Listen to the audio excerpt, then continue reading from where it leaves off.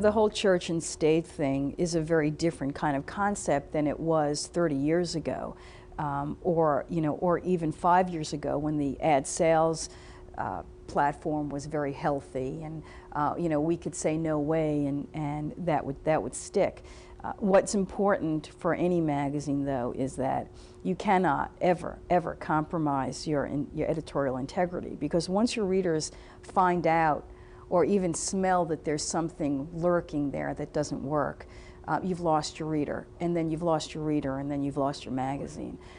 We never compromise on editorial integrity. However, there's a smart way of doing business, and that's what it comes out as.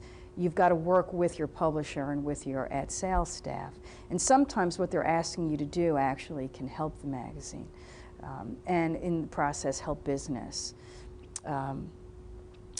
Just as an example, many advertisers just skittish about profanity in the magazine, especially in display type.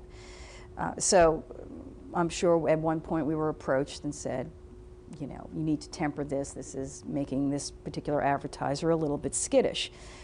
So you have to look at it and say, all right, is it going to be compromising the integrity or the sensibility of the magazine if we don't use profanity, needless profanity, in headlines and decks? And frankly, no, there's no reason why we do need to use profanity in headlines and decks. It's not necessary, and oftentimes is viewed by everybody as gratuitous, and that's not who we are.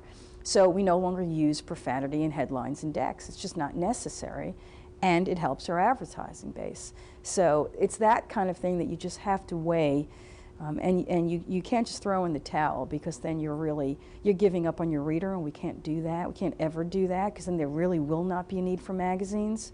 We might as well just have the advertisers do custom publishing. I mean, I came from the church and state New York Times wall, so I totally understand that, and I have a lot of respect for it, which is why I like for people to understand that, no, I cannot get you on the cover of the magazine, and I like not being involved in that process. I think it's important to separate it.